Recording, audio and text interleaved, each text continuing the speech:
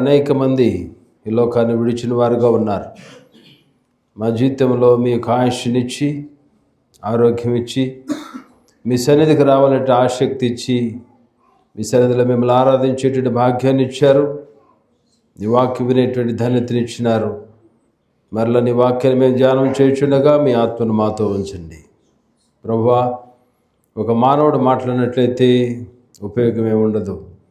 ప్రభువా, మీరుగా మాతో మాట్లాడినట్లయితే నీ వాక్యము రెండంచులు కలిగిన ఖడ్గము, అది మా యొక్క అంతరంగాల్లోకి వెళ్ళి ప్రభువా ఆ మార్పును అనేటువంటిది ఇస్తుంది కదా. కాబట్టి మీరుగా మీరు మాట్లాడండి. మీ ఆలయంలో మీ ఆత్మ ఆవరింపును మీరు మాకు దయచేయండి. నీ వ్యతిరేకమైన ఆత్మ ఇక్కడ ఎక్కడ నిలబడి చేయకుండా, అల్లరి ఆత్మ లేకుండా మీరుగా మమ్మల్ని బలపరచమని యేసుక్రీస్తును అడుగుచున్నాము తండ్రి, ఆమేన్. దయచేసి కూర్చుందాం.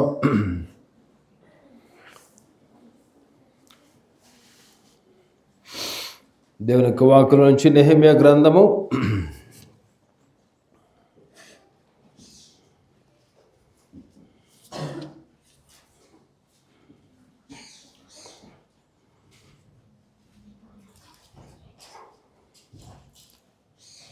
2వ అధ్యాయము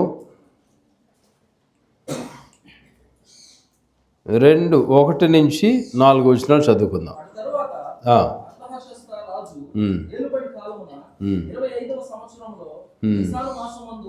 రాజు ద్రాక్షారసము తాగవాలని చూచుచుండగా నేను ద్రాక్షారసము తీసుకొని రాజునకు అందించి తిని, అందుకు పూర్వము నేను ఎన్నడను అతని ఎదుట విచారముగా ఉండలేదు.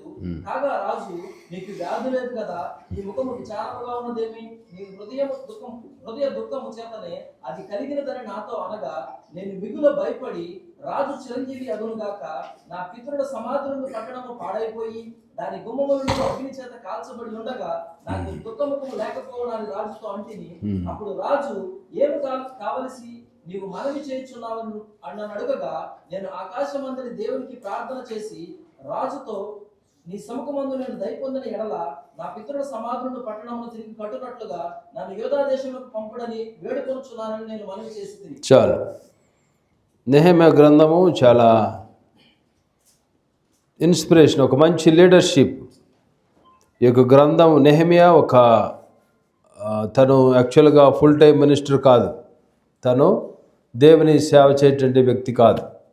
కానీ తన గురించి మనం చూసినట్లయితే అతను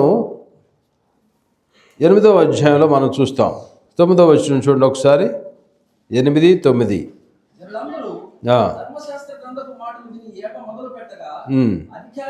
అధికారి అయిన నెహెమ్యాయు యాజకుడును శాస్త్రినగు యెజ్రాను. నెహెమ్యా ఒక అధికారము కలిగినటువంటి వ్యక్తి, ఒక గవర్నమెంట్ ఆఫీసర్గా ఉన్నాడు. రాజు యొక్క అండర్లో తను పనిచేస్తున్నటువంటి వాడిగా నెహెమ్యా ఉన్నాడు. ఇతను మొదటి వచనంలో మనం ఏం చూస్తామంటే 20వ సంవత్సరంలో నిసాను మాసం అనేటువంటి దానికి కూడా కొంత ఇంపార్టెన్స్ అనేటువంటిది ఉంటుంది. నిసాను మొదటి మాసము, అది జూయిష్ క్యాలెండర్లో మొట్టమొదటిది. మొదటి ఒక ఇయర్ స్టార్ట్ అవడం అనేటువంటిది అక్కడే ఉంటుంది. అలాగనే ఈ యొక్క నిసాన్ మాసంలో ఈ యొక్క చాలా ఇంపార్టెంట్ థింగ్స్ అనేటువంటిది మనం చూస్తాం. ఏమేమి జరిగినటువంటిది మనం చూస్తే, నిసాన్లోనే పస్కా బల్ అనేటువంటిది, వాళ్ళు 8 రోజులు ఇప్పుడు కూడా ఆ యొక్క పస్కా పండుగ దాన్ని 15వ తారీఖు నుంచి 22వ తారీఖు వరకు దాన్ని జరుపుతారు. ఐగుప్తు నుంచి ఇశ్రాయేల్ ప్రజలు వారు బయటకు వచ్చినారు. మనందరూ తెలుసు కదా, పస్కా ఎప్పుడు జరిపారు? పస్కా బలి ఐగుప్తులో ఉండగా జరిపారు. దేవుడు చెప్పినాడు మోషేకి, ఏమని చెప్పాడు? ఈ యొక్క బలి అనేటువంటిది మీరు అర్పించండి. దాన్ని ఎలాంటిది? అది ఏ యొక్క బ్లేమ్ అనేటువంటిది అంటే, ఆ యొక్క పశువుకి ఏముండకూడదు, కుండిది కానీ గుడ్డిది కానీ ఏమి లేనటువంటి దాన్ని తీసుకొచ్చి మీరు బలిని అర్పించి దాన్ని ఏం చేయాలి? ఫినిష్ చేసేయాలి. దాని యొక్క రక్తాన్ని ద్వారబంధకుల మీద అప్లై చేయాలి. అప్పుడు మరణదూత అనేటువంటిది ఎక్కడికి వెళ్ళదు? ఆ గృహాల్లోకి వెళ్ళదు. ఇశ్రాయేలు ప్రతి వారు దాన్ని అప్లై చేసినారు కాబట్టి వారి గృహములలో ఫస్ట్ బోర్న్కి చావు అనేటువంటిది, మరణం అనేటువంటిది ఆ టైంలో జరగల. అయితే ఐగుప్తు దేశంలో ఉన్నటువంటి ప్రతి ఒక్కరి ఫస్ట్ బోర్న్, మొదటి బిడ్డ, పశువులు కానీ అన్నీ కూడా చనిపోవడం అనేటువంటిది జరిగింది. పస్కా పండుగ అప్పటి నుంచి దాన్ని ఆచరించడం అనేటువంటి జరిగింది. ఈ యొక్క నిసాను మాసంలోనే అది కూడా జరిగింది. అలాగనే అబ్రహాము, ఇస్సాకు, యాకోబు ముగ్గురు కూడా అదే మాసంలోనే పుట్టినారు, అదే మాసంలోనే చనిపోయినారంట. అదే మాసంలోనే కనానుకు ఎంటర్ అవ్వడం అనేటువంటిది కూడా జరిగింది. మేబీ ఇయర్స్ డిఫరెంట్ అవుతుంది. అంటే నిస్సాను యొక్క ఇంపార్టెన్స్, నిస్సాను మాసంలో ఇతను వెళ్ళినాడు, రాజు దగ్గరికి వెళ్ళినాడు. ఆ యొక్క ఇంపార్టెన్స్ అనేటువంటిది నిస్సాను మాసము కనానుకు ఎంటర్ అవ్వడం అనేటువంటిది, అలాగనే మిరియాము చనిపోవడం అనేటువంటిది, అలాగనే యోర్దాన్ నదిని వీళ్ళు క్రాస్ చేయడం అనేటువంటిది, అలాగనే 357లో ఈ యొక్క హామాను డిక్రీ అనేటువంటిది చేయడం అనేటువంటిది, అలాగనే మనం చూసినట్లయితే మోషే బర్నింగ్ బుష్ని ఎదుర్కోవడం అనేటువంటి, దేవుడు అతనితో మాట్లాడటం అనేటువంటిది, అక్కడి నుంచి వాళ్ళు ఐగుప్తు నుంచి బయలుదేరటం అనేటువంటిది. అదే మాసంలోనే క్వీన్ వాస్తి తెలుసు కదా మనకి, ఎస్తేరు టైంలో ఆమెను చంపడం అనేటువంటిది, అలాగనే సొదొమ గొమొర్రా పట్టణం అనేటువంటిది నాశనం అవడం అనేటువంటిది, ఇదే మాసంలోనే మన్నా ఆగిపోవడం అనేటువంటిది, అలాగనే ఇదే మాసంలోనే ఎరుకో గోడలు అనేటువంటిది కూడా కూలిపోవడం. ఈ యొక్క నిస్సాను మాసం యొక్క ఇంపార్టెన్స్ అనేటువంటి దాని గురించి చెప్తున్నాను. కాబట్టి ఈ యొక్క ఇతను నెహెమియా జీవితంలో మనం చూసినట్లయితే, నెహెమియా రాజు దగ్గర గిన్నె అందించేటువంటి వ్యక్తి. రాజు దగ్గర గిన్నె అందించేటువంటి వ్యక్తి అంటే ద్రాక్ష రసాన్ని అందించేటువంటి వ్యక్తి. అతను ఒక నీతి నియమము కలిగినటువంటి వ్యక్తిగా ఆ యొక్క పోస్ట్కి క్వాలిఫికేషన్ కలిగినటువంటి వాడుగా ఉంటాడు. ఆ పోస్టులో ఎవరైతే ఉన్నారో వాళ్ళు లంచాలకి బెండ్ అవునటువంటి వారిగా ఉండాలి. ఎవరైనా లంచం ఇచ్చి రాజుకి ఇచ్చేటువంటి ద్రాక్ష రసములో ఏదన్నా కలిపి మొత్తు లేదంటే విష పదార్థాలను కలిపి రాజుకి ఇచ్చినట్లయితే రాజు చనిపోతాడు. కాబట్టి రాజుకి ఇచ్చేటువంటి గిన్నె అందించేటువంటి వ్యక్తి యొక్క క్వాలిఫికేషన్ ఏంటంటే నీతి, యథార్థత, మాట మీద నిలబడేటువంటి వాడుగా ఉండాలి. అది నెహెమియా యొక్క క్వాలిఫికేషన్స్. సో ఈ యొక్క గిన్నె అందించేటువంటి వ్యక్తిగా ఇతను డ్యూటీ చేస్తున్నటువంటి వాడుగా ఉన్నాడు. అంటే ఒక ఉన్నతమైనటువంటి మెట్టులో ఉన్నాడు. ఒక విధంగా మనం చూడాలంటే ఒక స్టేట్కి చీఫ్ సెక్రటరీ, సీఎం ఎప్పుడు కూడా టచ్లో ఉండేటువంటిది ఏంటంటే చీఫ్ సెక్రటరీతో టచ్లో ఉంటాడు. అలాగనే రాజు కూడా గిన్నె అందించేటువంటి వ్యక్తికి చాలా దగ్గరగా ఉంటాడు. తన చేతిలో అన్నీ అతను ఏది కావాలంటే అది చేయగలుగుతాడు. ఈ యొక్క ద్రాక్ష రసం అందించేటువంటి వ్యక్తి రాజును చంపేయాలనుకుంటే చంపేయగలడు. సో చాలా మంచి విలువలు కలిగేటువంటి వాడుగా ఉండాలి ఆ యొక్క పోస్ట్కి. సో నెహెమియాలో ఉండేటువంటి ఆ యొక్క క్వాలిఫికేషన్ ఏంటంటే దేవుని యందు భయం కలిగేటువంటి వాడుగా అతను ఉన్నాడు. అతనిలో నీతి, యథార్థత. ప్రియమైన వాళ్ళారా, మనము కూడా మన జీవితంలో కూడా కొన్ని విలువలను కలిగేటువంటి వారుగా మనం ఉన్నట్లయితే దేవుడు మనల్ని ఉన్నతమైనటువంటి మెట్టులోకి దేవుడు తీసుకువెళ్తాడు. మనం పనిచేసే చోట ఎక్కడైతే మనం వర్క్ చేస్తున్నామో, ఏ జాబులో అయితే మనం ఉన్నామో, ఏ యొక్క వ్యాపారంలో అయితే మనం ఉన్నామో, ప్రతి విషయంలో మనం నమ్మకస్తులుగా మనము ఉండాలి. దేవుడు ఏ మిషన్లో మనం పెట్టినారో, ఏ ఒక్క ఇన్స్టిట్యూట్లో మనం పెట్టినాడు, అక్కడ మనం నమ్మకత్వము కనపరిచే వారిగా మనము ఉండాలి. ఆ నమ్మకత్వం అనేటువంటిది చాలా ముఖ్యము. మ్యారేజ్, అందులో నమ్మకత్వం అనేటువంటిది కనపడాలి. ఉద్యోగము, నమ్మకత్వం కనపడాలి. అది ఏ ఉద్యోగమైనా సరే, ఏ జాబ్ అయినా, ఏ ఒక్క బిజినెస్ అయినా సరే. అలాగనే మన దగ్గర పనిచేసేటువంటి వారితో నమ్మకముగా మనము ఉండాలి. దేవుడు మనల్ని చాలాసార్లు మనం ప్రార్థన చేస్తాం, ప్రమోషన్ రావాలి, హైకులు కావాలి, కొత్త ఉద్యోగంలో మారాలి, ఉన్నతటువంటి మెట్లోకి నేను వెళ్ళాలి అని రకరకాలుగా మనం ఆలోచనలు చేస్తాం. మంచిదే, చేస్తాం, మంచిదే. బట్ అక్కడ ఏంటంటే మనం మన విలువలను కాపాడుకునేటువంటి వారికి ఉన్నట్లయితే, మన వాల్యూస్ అనేటువంటిది మనం కాపాడుకున్నట్లయితే దేవుడు మనల్ని ఉన్నతటువంటి మెట్టులోకి తీసుకువెళ్తారు. మీకు నేను ఇంతకుముందు చెప్పాను, నేను కువైట్ వెళ్ళినప్పుడు ఒక వ్యక్తిని కలిశాను. ఆ వ్యక్తి మన భీమవరం, నర్సాపూర్ ఆ ఏరియాల నుంచి వెళ్ళేటువంటి వ్యక్తి. అతని యొక్క ఫ్యామిలీ బ్యాక్గ్రౌండ్ జీరో. అమ్మ చనిపోయింది, నాన్న వేరే అమ్మాయిని చేసుకున్నాడు, నాన్నకి క్యాన్సర్ వచ్చింది, నాన్నకి మెడిసిన్ ఇవ్వడానికి కూడా ఇతని దగ్గర డబ్బులు లేవు. పొలం పనులు చేసినటువంటి వ్యక్తి. ఆ ఊర్లో ఉండేటువంటి వాళ్ళందరూ కూడా కువైట్, దుబాయ్, ఈ గల్ఫ్ దేశాలకు వెళ్ళేవాళ్ళు. అక్కడ ఉద్యోగాలు చేసుకునేవాళ్ళు. ఈ యొక్క వ్యక్తి అక్కడికి వెళ్ళటానికి ట్రై చేయటానికి అనేక మందిని అడిగినప్పుడు వాళ్ళు అన్నటువంటి మాట ఏంటంటే, నీకు పాస్పోర్ట్ ఉందా? అది కూడా లేదు అతనికి.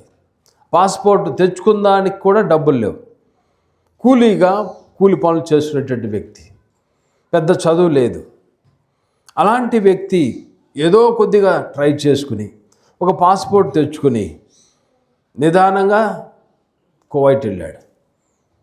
కువైట్ వెళ్ళి ఒక ఆఫీస్లో అటెండర్గా, చిన్నగా క్లీనర్గా అక్కడ పనిచేస్తూ ఉన్నాడు. తన యొక్క నమ్మకత్వము, దేవునికి నమ్మకస్తుడిగా ఉన్నాడు. తన ఆఫీసులో నమ్మకస్తుడిగా ఉన్నాడు. అదే స్వీపర్గానే ఆ పని చేస్తూనే ఉన్నాడు. సేమ్ టైం ఏంటంటే ఏ ఆదివారము నిర్లక్ష్యము చేయలే.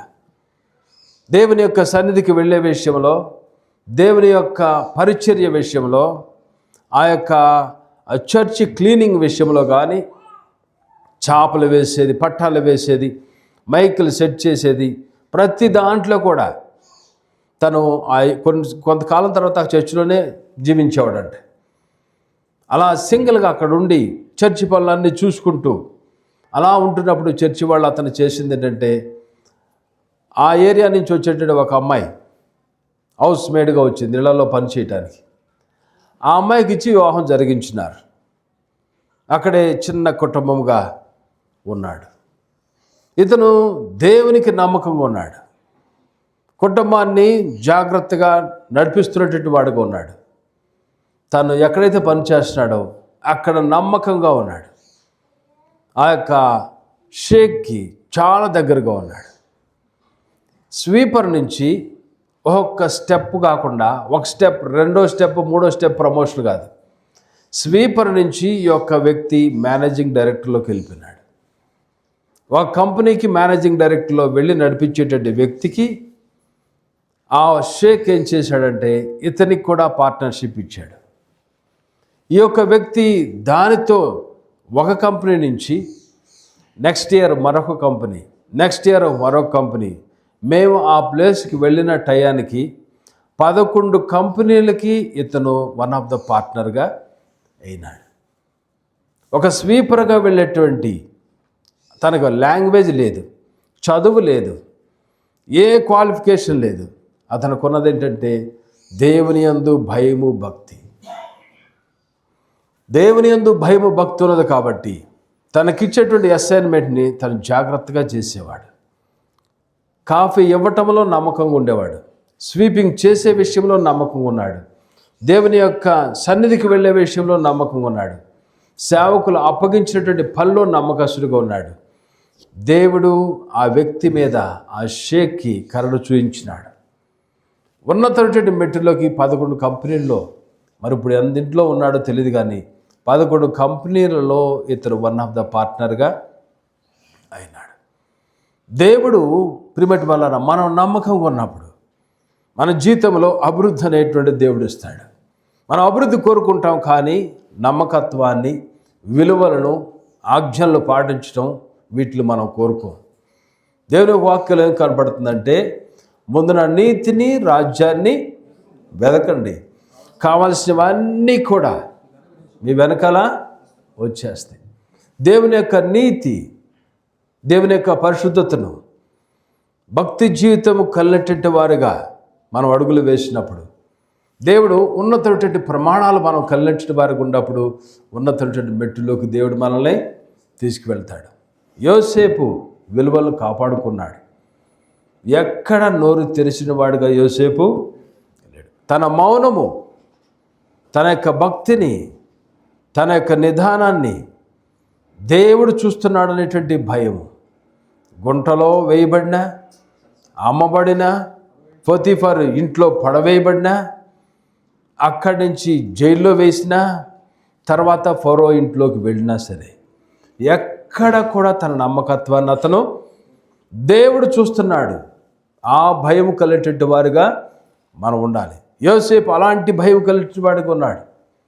దానియేలు అదే కోణంలో తన భక్తిని చేసినాడు. దేవుని యొక్క వాక్యాన్ని పట్టుకున్నాడు.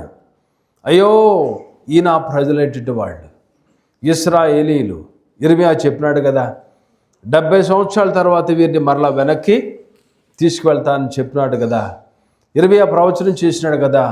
ఆ ప్రవచనము నెరవేర్పు కొరకు దానియేలు దినమునకు 3 సార్లు తన మేడగది కిటికీని యెరూషలేములో ఉన్నటువంటి తలుపులు తీసి అక్కడ ప్రార్థన చేసిన వాడిగా రాజు ఇచ్చినటువంటి అసైన్మెంట్ని చేసినాడు. దేవుడు ఇచ్చిన ఆజ్ఞలకు తను లోబడేటటువంటి వాడుగా ఉన్నాడు. ఉన్నతమైన ప్రమాణాలు కలిగి విలువలు కలిగేటటువంటి వాడుగా దానియేలు ఉన్నాడు, యోసేపు ఉన్నాడు. ప్రియమైన మన జీవితంలో కూడా విలువలను మనం కాపాడుకోవాలి. వాక్యమునకు విధేయత చూపించాలి. చాలాసార్లు నేను దేవునికి లోబడుతున్నాను అంటాం, పెద్దలకు లోబడం, దేవుని సేవకులకు లోబడం, తల్లిదండ్రులు భక్తి చేయటువంటి తల్లిదండ్రులకు లోబడం, భక్తి చేయటువంటి విశ్వాసులు ఏంటంటే వారు సజెషన్స్ ఇచ్చినప్పుడు దాన్ని మనం పాజిటివ్గా తీసుకోం. ఎవరైనా మంచి విశ్వాసి మన బిడ్డల గురించి కానీ మన కుటుంబీకుల గురించి కానీ ఏదైనా మన సజెషన్స్ ఇస్తే దాన్ని మనం తీసుకునేటువంటి వారిగా ఉంటాం. వాళ్ళు చెప్పినప్పుడు దాన్ని మనం రిసీవ్ చేసిన వారిగా మనం ఉండాలి. తమ్ముడు నువ్వు తప్పు చేస్తున్నావు, చెల్లి నువ్వు తప్పు చేస్తున్నావు, నడిచేటువంటి మార్గము ఏమైపోయింది, మళ్ళా గడ్డి మొలిచింది, నీ మార్గంలో గడ్డి మొలిచింది చూసుకో అని చెప్పినప్పుడు మనం ఏం చేస్తాం, నా మార్గంలో గడ్డి, మనకు కోపం వస్తుంది. నేను బాగానే ఉన్నాను, భక్తి బాగానే చేస్తున్నాను, భక్తి చేసినప్పుడు అదే మార్గంలో నడిచినప్పుడు ఏమవుద్ది, గడ్డి ఏమైపోద్ది, ఎండిపోద్ది. వాళ్ళ మొలకలు ఎందుకు వస్తాయి? మన భక్తిని సరళంగా చేసినప్పుడు, దేవునికి ఇష్టలుగా బ్రతికినప్పుడు, మన ప్రార్థనా జీవితం హృదయ శుద్ధిని కాపాడుకునేవారుగా కొనసాగించుకునేవారుగా దేవుడు చూస్తున్నాడు అనేటువంటి భయం కలిగేటువంటి వారిగా మనం ఉన్నప్పుడు ప్రియమైన వాళ్ళారా మన హృదయాన్ని మనం జాగ్రత్తగా కాపాడుకుంటాం. మనం నడిచేటువంటి మార్గంలో గడ్డి మొలవదు. కొన్నిసార్లు ఒక పాస్టర్ గారు ఒక విశ్వాస అదే అన్నాడంట, బ్రదర్ మీరు నడిచే మార్గంలో ఏంటి గడ్డి మొలుస్తుంది. దీనికి అర్థం కాల, ఏంటి బ్రదర్ అలా అంటున్నారు. అవును బ్రదర్, అంతకుముందు రోజు రెగ్యులర్గా ప్రతి ఆదివారం వచ్చేవాళ్ళు, ప్రతి బుధవారం వచ్చేవాళ్ళు, చర్చ్ యాక్టివిటీస్లో అన్నీ బాగుండేవాళ్ళు, గ్రూప్ ప్రేయర్స్లో ఉండేవాళ్ళు, జూమ్ ప్రేయర్స్లో ఉండేవాళ్ళు. మరి ఇప్పుడు ఏంటి రాట్లా? అప్పుడు ఆయనకు అర్థమైంది, ఎస్ నాలో కొన్ని ఫాల్ట్స్ అనేటువంటివి ఉన్నాయి, నాలో కొంత నెగ్లిజెన్స్ ఉంది, నేను కాపాడుకోలేకపోతున్నాను నా భక్తిని. అలా రిసీవ్ చేసుకునేటువంటి వారుగా మనం ఉండాలి. కొంతమంది ఊరినే కోపం వస్తూ ఉంటుంది, సజెషన్స్ ఇచ్చినప్పుడు దిద్దుబాటు విషయంలో దేవుడు అన్నారు, వాక్యంలో ఏముంటుంది, దినదినము మారు మనసు పొందండి. ప్రతిరోజు కూడా దేవునికి ఇష్టలుగా మనము బ్రతకాలి, వాక్యానుసారముగా మనం జీవించాలి. ఇక్కడ మనం చూసినట్లయితే ప్రియమైన వాళ్ళారా, నెహెమియా తను ఉన్నతమైన మెట్టులో ఉన్నాడు. తనకున్నటువంటి క్వాలిఫికేషన్ ఏంటంటే దేవుడు చూస్తున్నాడు అనేటువంటి రీతిలో తను నీతిగా యథార్థముగా భయభక్తులు కలిగినటువంటి వాడుగా నెహెమియా ఉన్నాడు. అదే తనను ఉన్నతమైన మెట్టులో తీసుకువెళ్ళింది. దానియేలు అదే ఉన్నతమైన మెట్టులోకి దానియేలును తీసుకువెళ్ళింది. యోసేపు గుంటలో వేయబడేటువంటి వాడు ఫరోకు అల్లుడుగా వెళ్ళినాడు. ఏంటది? తన యొక్క భక్తిని తను కాపాడుకున్నాడు. చెరలోకి బందీల్లోకి వెళ్ళినటువంటి ఆ యొక్క దానియేలు రాజు తర్వాత ఉన్నటువంటి ఒక గవర్నర్గా ఇప్పటికీ కూడా ఇరాన్ దేశంలో ఆ యొక్క దానియేలు యొక్క స్టాచ్యూ అంటే ఆ యొక్క సమాధి ఇప్పటికీ కూడా కనపడుతూ ఉంటుంది. ఇప్పుడు గ్రహించండి, మనము మన విలువలను కాపాడుకున్నప్పుడు బబులోన్ అనేటువంటిది అక్కడ దేవుని యందు భయం లేనటువంటి జనులే వాళ్ళు. ఆ ప్లేస్లో కూడా తన భక్తిని కాపాడుకున్నాడు. ఆ ప్లేస్లో కూడా నెబుకద్నెజరు ఎక్కడి నుంచి వచ్చినాడు, ఎక్కడి నుంచి పరిపాలన చేసినాడు, ఆ ప్లేస్లో చెరలోకి వెళ్ళినప్పుడు దేవుని యొక్క వాగ్దానం, దేవుడిచ్చేటువంటి మాట, ఈ ప్రజలెట్టి వారు దేవుని యొక్క మాట విననట్టి వారుగా ఉన్నప్పుడు మోషేతో దేవుడు చెప్తాడు. ఇదే అధ్యాయంలో చూడండి మీరు ఒక మాట, 8వ వచనం చదవండి ఒకసారి. మొదటి అధ్యాయము 8వ వచనము.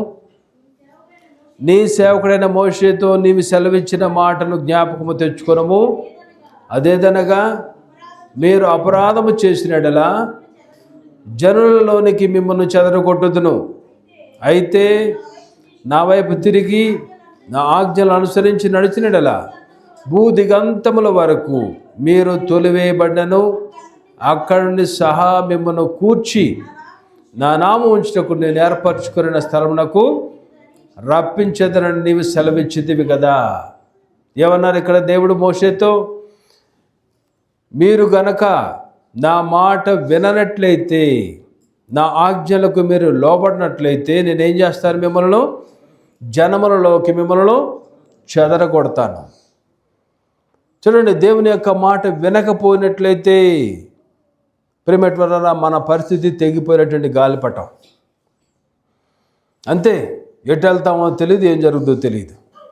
దేవుని యొక్క మాటకు మనం ఒకవేళ మనం స్కాటర్ అయిపోయినా, అటు ఇటు దూరంగా వెళ్ళిపోయినా, మరలా మనము దేవుని మాటకు విధేయత చూపించినట్లయితే, మరలా మనము దేవునికి లోబడినట్లయితే, మరలా మారు మనసు పొందినట్లయితే దేవుడు వదిలిపెట్టేటువంటి దేవుడు కాదు. 130వ కీర్తన చూడండి ఏముంటుంది అక్కడ. 130వ కీర్తన ఎలా, అందుట్లో మనం చూసినట్లయితే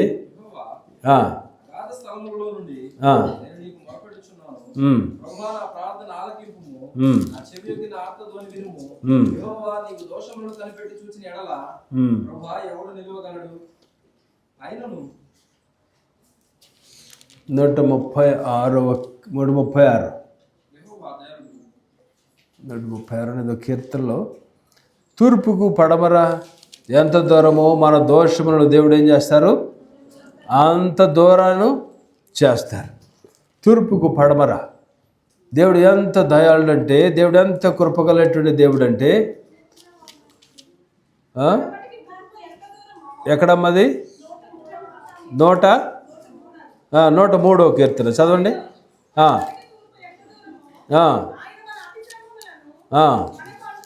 ఆయన మన అతిక్రమములను మనకు అంత దూరపరిచి ఉన్నాడు.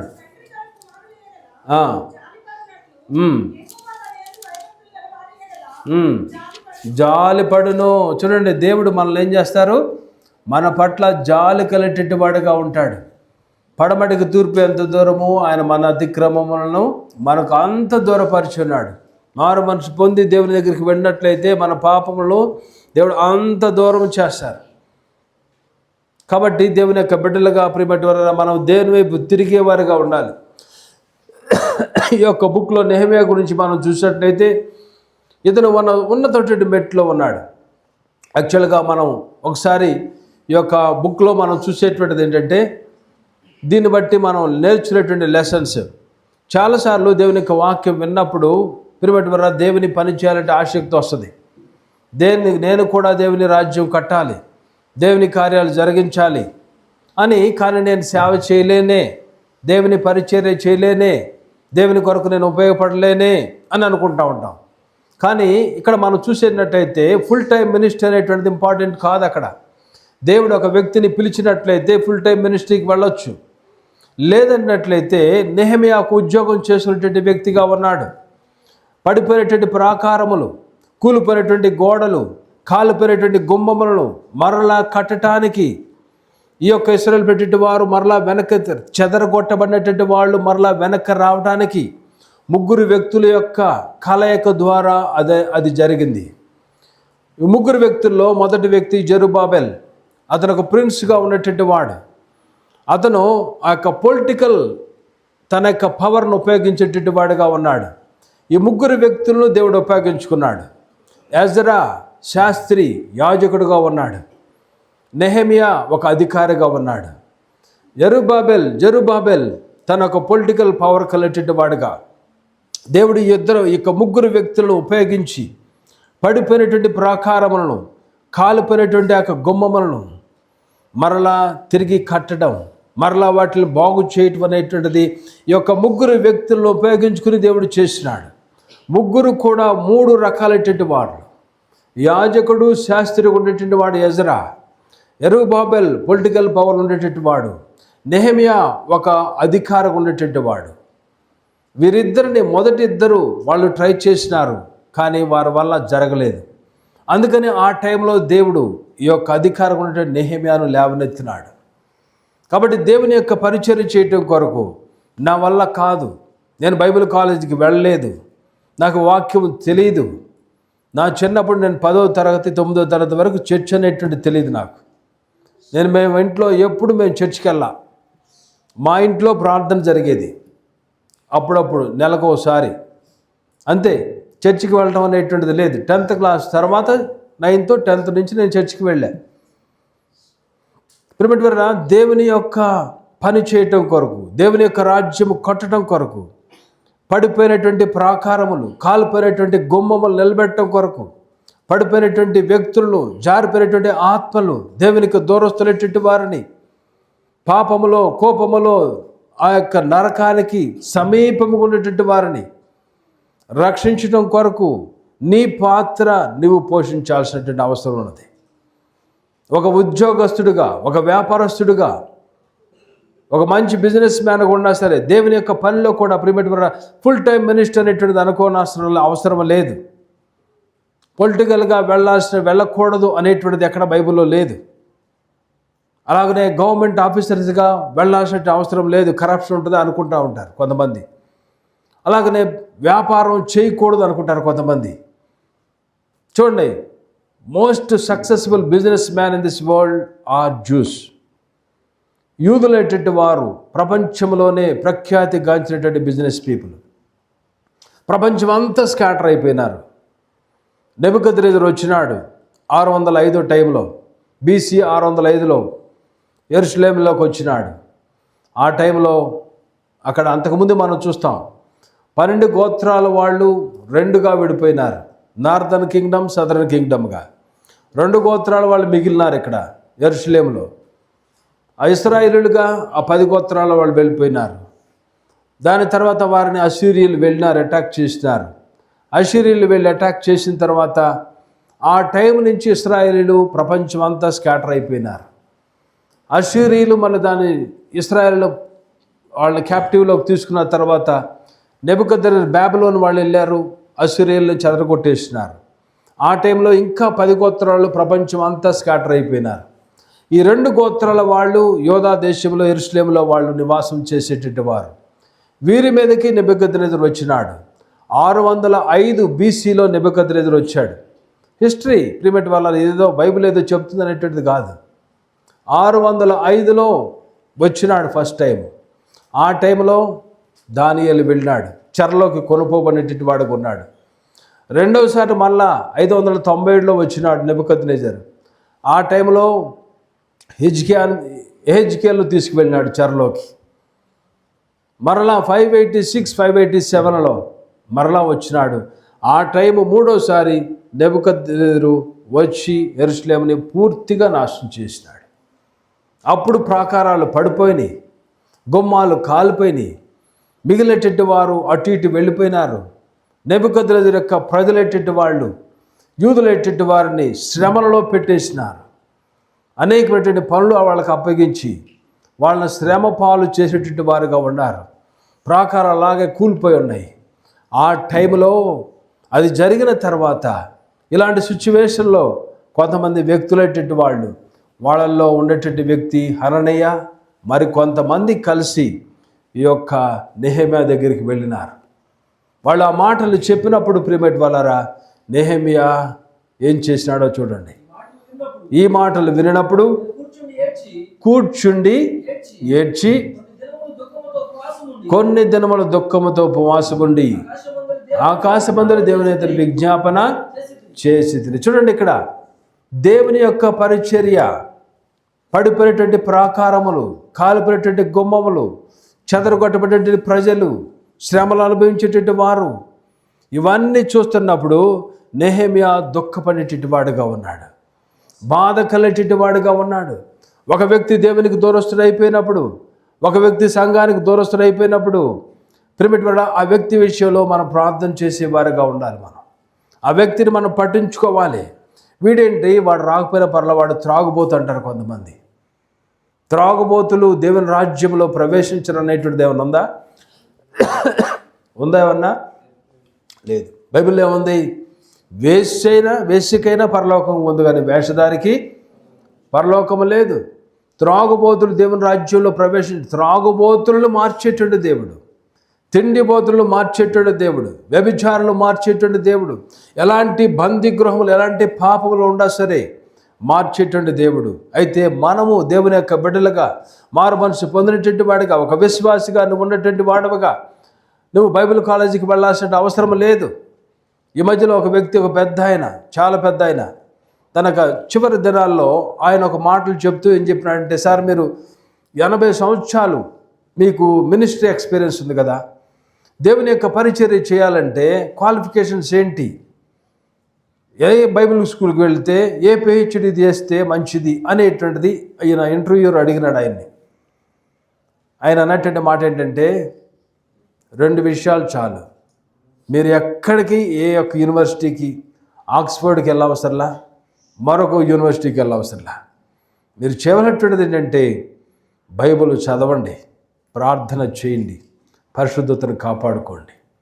అంతే మనకు కావాల్సినటువంటి క్వాలిఫికేషన్స్. నువ్వు ఉద్యోగం చేసినా, వ్యాపారం చేసినా, నువ్వు మోసం చేయవు. ఉద్యోగం చేసినా కరప్షన్ అనేటువంటిది ఉండదు. నెహెమ్యా ఎలాంటి వ్యక్తిగా ఉన్నాడో, తన జీవితాన్ని ఎలా కాపాడుకున్నటువంటి వాడుగా ఉన్నాడో, ప్రియమైన మనం కూడా అదే కోణములో మనం కాపాడుకున్నట్లయితే దేవుని యొక్క రాజ్యాన్ని మనం కట్టగలుగుతాం. దేవుడు ఒకరోజు నిన్ను అడగబోతున్నాడు. అనేక మార్లు నేను హెచ్చరించాను కదా నా సేవకుల ద్వారా, మరి ఆత్మల పట్ల భారం కలిగేటువంటి వాడుగా నువ్వు లేవేంటి? నువ్వు ఒక్కడవే టింగ్ మన వచ్చావు పరలోకానికి. నీ యొక్క బంధువులు ఏమైపోయినారు, నీ భార్య ఏమైంది, నీ భర్త ఏమైంది, నీ బిడ్డలు ఏమైనారు, నీ చుట్టుపక్కల వాళ్ళు ఏమైనారు, నీ బంధుమిత్రులు ఏమైపోయినారు, నీ స్నేహితులటువంటి వారికి నా గురించి చెప్పావా? చాలామంది దేవుని యొక్క బిడ్డలుగా, క్రైస్తవులుగా చెప్పుకునేటువంటి వారు గుళ్ళో ఒక పేరు, బళ్ళో ఒక పేరు. అంటే గుళ్ళోకి వచ్చినప్పుడు నేను క్రైస్తవుడును, నేను ఒక మంచి భక్తి కలిగేటువంటి వాడిని అని చెప్పుకుంటారు. బయటికి వెళ్ళినప్పుడు లోకము, యథా రాజా తథా ప్రజ. బయటికి వెళ్ళినప్పుడు బయట లోకము, లోక స్నేహితులు, లోకము అంతా ఉంటుంది. దేవుడిని మనం చూపించలేకపోతున్నాం. నీ యొక్క బిహేవియర్లో, నీ మాటల్లో, నీ ప్రవర్తనలో దేవుడిని చూపించేవారిగా మనం ఉండాలి. దేవుడిని చూపించడానికి ఒక క్రాస్ చేసుకున్నంత మాత్రం అవ్వదు. నీ మాటలు, పేరు మార్పు లేకపోయినా పెద్ద ఇంపార్టెంట్ కాదు. దానియేలు మార్చుకుంటేనే పరలోకానికి వస్తావు అనేటువంటి దేవుడు ఎక్కడ చెప్పలా. బాప్తిజంతో నువ్వు మార్చుకోవాలనేటువంటిది ఏమి లేదు అక్కడ. దేవుని యొక్క బిడ్డలుగా మన బిహేవియర్ మారాలి, మన వ్యక్తిత్వం మారాలి, మన మాటలు మారాలి. మారినటువంటి వారిగా లోకానికి క్రీస్తుని చూపించినట్లయితే క్రీస్తు పని మనం చేయగలిగినటువంటి వారిగా ఉంటాం. దేవుని రాజ్యాన్ని కట్టేటటువంటి వారిగా ఉంటాం. దేవుడు నీ మీద ఆ భారాన్ని పెట్టినాడు. ప్రియమైన వాళ్ళారా, ఇంకా నాకు ఉందలే వయసు, ఇంకా పర్వాలేదులే. అదే అధ్యాయంలో చూడండి, 103వ కీర్తనలో తర్వాత ఉంటుంది. అది చదివిన తర్వాత, నరుని ఆయువు గడ్డి వలెనున్నది, పువ్వు పూయినట్లు పూయును, గాలి వీచగా అది లేకపోవును. మనం అనుకుంటాం, చాలా ప్లాన్లు చేసుకుంటూ ఉంటాం. ప్రియమైన దేవుని యొక్క బిడ్డలుగా టయాన్ని మనం ఉపయోగించుకోవాలి. దేవుని రాజ్యాన్ని కట్టాలి, దేవుని కార్యాలు మనం జరిగించాలి.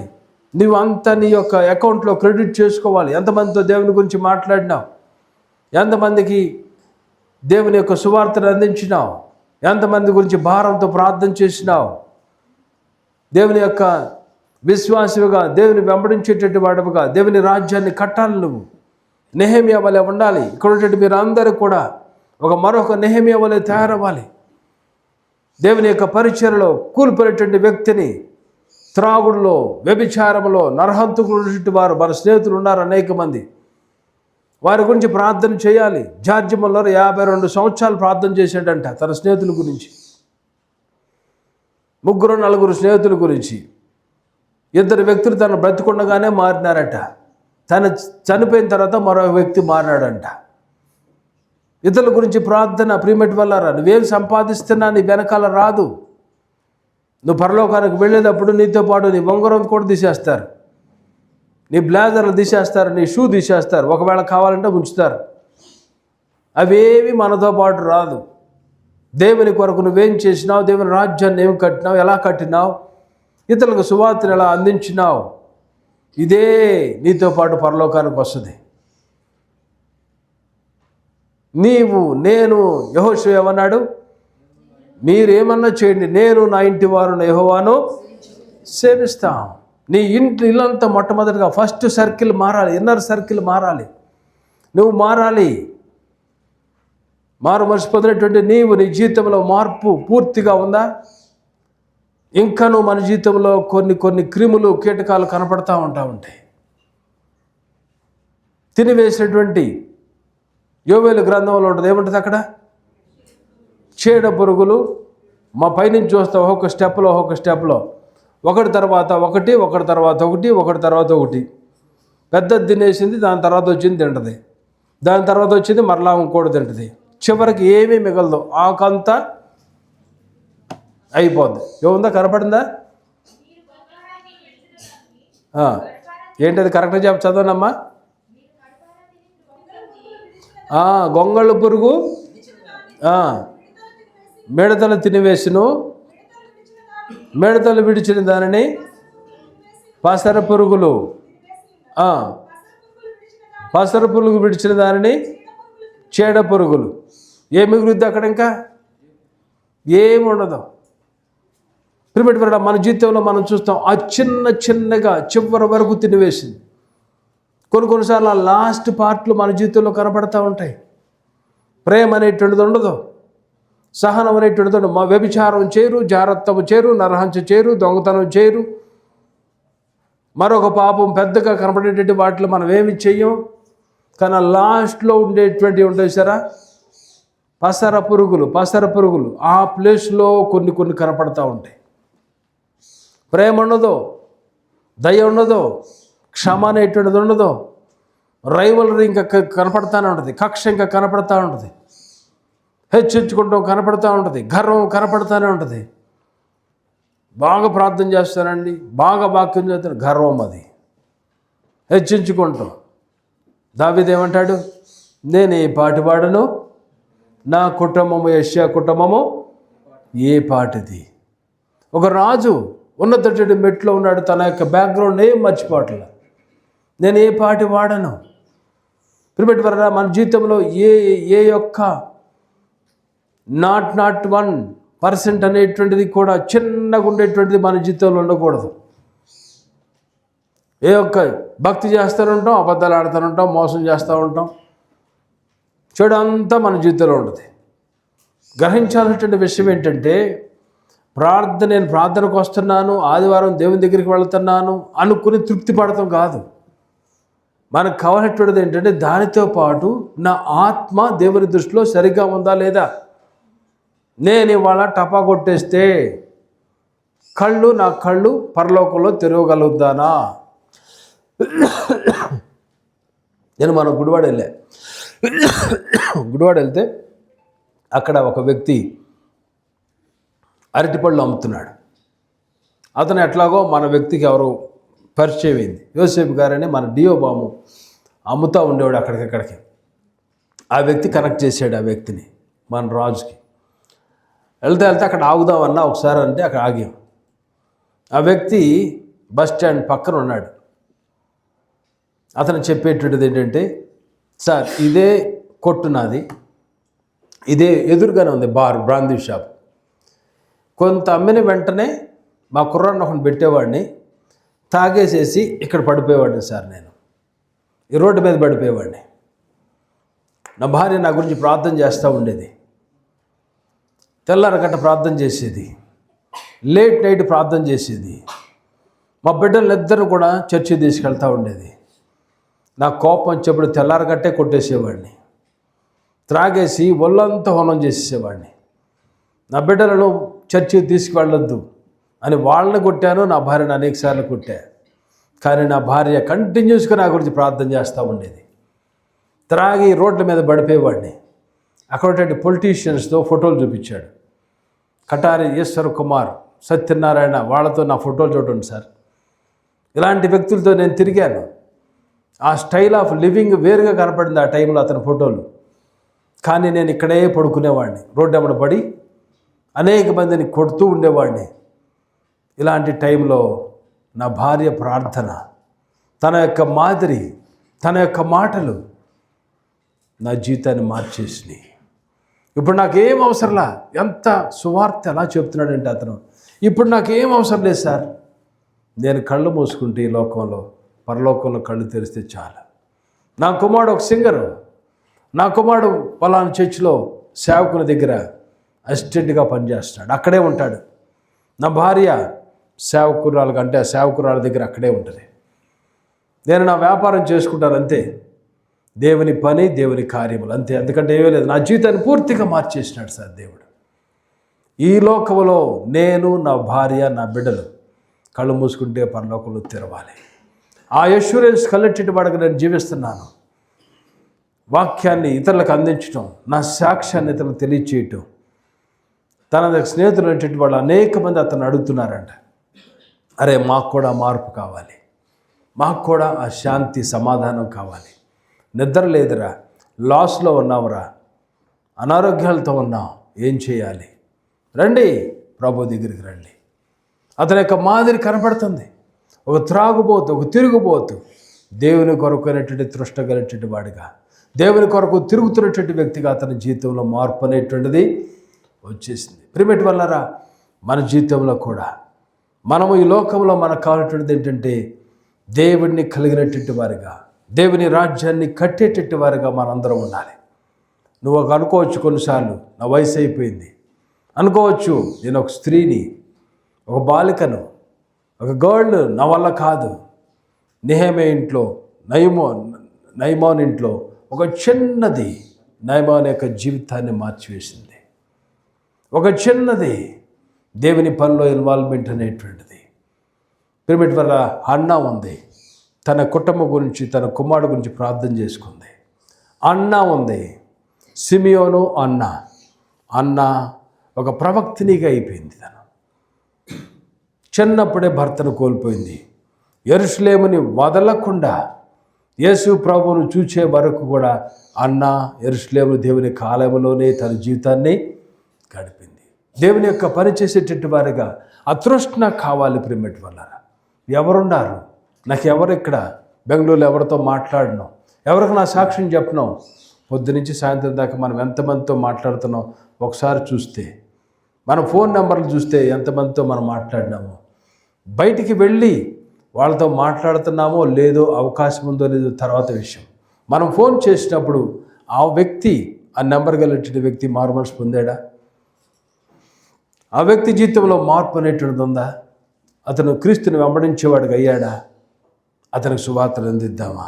మన ఫోన్ నెంబర్లు తీసుకుంటే ఒకసారి మనం చాలు, వాళ్ళతో మన సంభాషణలో ఒక్కసారైనా మనం క్రీస్తుని వారికి అందజేసినట్లయితే, రుచి చూపించినట్లయితే, ఏదో ఒక కోణంలో ప్రిమిట్ వల్ల నీవు మార్పు నీవు చేయలేవు. నీ వల్ల, నా వల్ల కాదు, నేను మారానంటే నా వల్ల కాదు. అనేక మంది ప్రార్థన చేసినారు, మీరు మారినారంటే అనేక మంది ప్రార్థన చేసినారు. కేవలము దేవుని యొక్క కృపచేత, దేవుని యొక్క ప్రేమలో మనం మార్పు పొందినాం. ఆ మార్పు అనేటువంటి దేవుడు ఇచ్చేటువంటి దేవుడు. కాబట్టి ప్రిమిట్ వల్లరా దేవుని యొక్క బిడ్డలుగా మీ ప్లేసుల్లో, మీ జాబ్స్లో దేవుని పని చేసేటట్టు వారిగా మీరు ఉండాలి. దేవుని రాజ్యాన్ని కట్టాలి.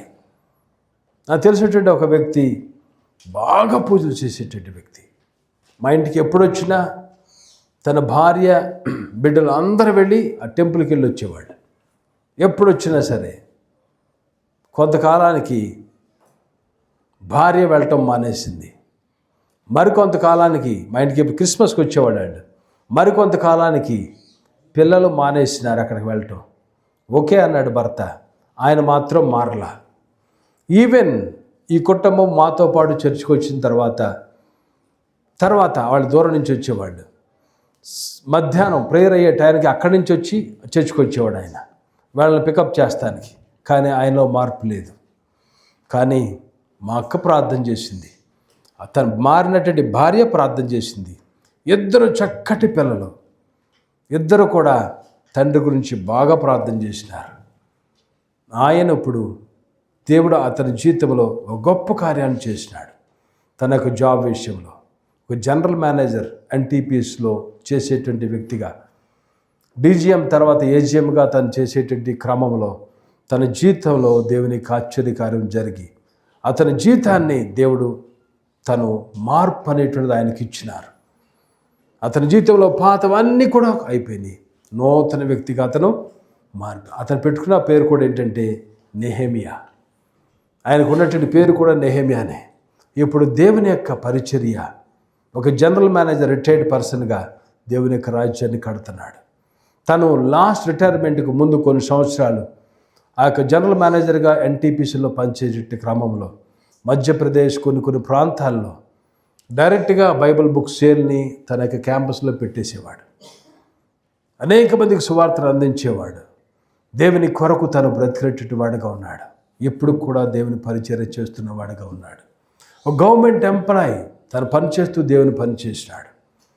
మీరు అనేక మంది వ్యాపారంలో, ఉద్యోగాలలో, ప్రైవేట్ కంపెనీస్లో, గవర్నమెంట్ కంపెనీస్లో ఉండేటట్టు మీరు మీ జీవితాన్ని ప్రభువుకు సమర్పించుకుని, ప్రభా నీ పని చేస్తాను, మీ రాజ్యాన్ని నేను కడతాను, మీ కార్యాలు నేను జరిగిస్తాను ప్రభా, నన్ను పంపండి ప్రభా, నేనున్నాను అనేటువంటి రీతిలో మనం అన్నట్లయితే దేవుడు మనల్ని అలా వాడుకుంటాడు. ప్రైవేట్ వల్ల దేవుడు ఒక నిన్ను మంచి బిహేవియర్ కలిగేట వాడుగా దేవుడు చేసి నీ జీవితం ద్వారా నెహెమియా ఎలాగున పడిపోయినటువంటి ప్రాకారములను, కాలిపోయినటువంటి ఆ గుమ్మాలను తిరిగి కట్టించిన వాడుగా ఎలా ఉన్నాడో అలాగనే దేవుడు నిన్ను కూడా వాడుకుంటానికి, నువ్వు గనక yes Lord here I am, నేనున్నాను, నన్ను బలపరచండి ప్రభా అని నువ్వు అన్నట్లయితే దేవుడు నిన్ను బలపరుస్తాడు. నెహెమియాకు తన క్రమంలో అనేకమైనటువంటి సమస్యలు వచ్చినాయి. ఆ దుఃఖంతోనే రాజు దగ్గరికి వెళ్ళినాడు. దానికి ముందు తను చేసేటటువంటిది ఏంటంటే విజ్ఞాపన ప్రార్థన. చూడండి, తను చేసేటటువంటి ప్రార్థనలో మనం చదివినాం, ప్రతి ఆ వర్స్లో అనేకమైనటువంటి స్టెప్స్ ఉన్నాయి. మీరు చూడండి, తను ఏం చేసినాడో చూడండి. ఆ మాటలు వినినప్పుడు 4వ వచనంలో నేను కూర్చుండి, మొత్తం ఏం చేశాడు, కూర్చుండి ఏడ్చినాడు. చూడండి ప్రియమైన వాళ్ళారా, ప్రాకారాలు పడిపోయినాయి. దేవుని సన్నిధి, దేవుని ఆలయము. అందుకని దేవుని యొక్క వాక్యంలో చూస్తాం, you are the temple of the living God. మీరు దేవుని యొక్క ఆలయమై ఉన్నారు. ప్రతి వ్యక్తి కూడా దేవుడిని మనం అంగీకరించినప్పుడు దేవుడు మన హృదయంలోకి వస్తారు. మనము దేవుని యొక్క ఆలయముగా మారుతాం. దేవుడు నీతో పాటు ఉంటాడు. దేవుని యొక్క ఆత్మ నీతో పాటు, you are the dwelling place. ఆయన నీలో ఉండేటువంటి వాడు. ఆ పడిపోయినటువంటి కొన్నిసార్లు దేవుడిని రిసీవ్ చేస్తున్న తర్వాత కొంతమంది అలాగున దేవుడిని తృణీకరించే వారికి అయిపోతారు, పడిపోయినటువంటి వారికి అయిపోతారు, కూలిపోయినటువంటి వారికి అయిపోతారు. వారి విషయంలో మనము భారము కలిగేటువంటి వారిగా అతను ఏం చేశాడు, కూర్చుండి ఏడ్చినటువంటి వాడిగా ఉన్నాడు. అయ్యో నా భార్య, అయ్యో నా భర్త, అయ్యో నా కుమారులు. ఆళ్ళకి చెప్పడం కాదు ప్రియమైన వాళ్ళరా, మావాడు మంచివాడు కాదు, మా ఆవిడ మంచిది కాదు, మా ఆయన మంచిది కాదు. చేయవలటువంటిది ఏంటంటే నీ గదిలోకి వెళ్ళు, కూర్చో. తర్వాత ఏం చేశాడు, కొన్ని దినములు ఏం చేశాడు, దుఃఖముతో ఉపవాసం అన్నాడు. ఉపవాస ప్రార్థనలో పవర్ అనేటువంటిది చూస్తాం. ఉపవాస ప్రార్థన అన్నిట్లో ఉపవాసం ఉండాలి. తిండిలోనే కాదు, ఫోన్లో కూడా ఉపవాసం ఉండాలి, ఉద్యోగంలో ఉపవాసం ఉండాలి, మరి అనేక వాటిలో ఉపవాసం ఉండి ప్రభు సన్నిధిలో కనిపెట్టేవారికి ఉండాలి.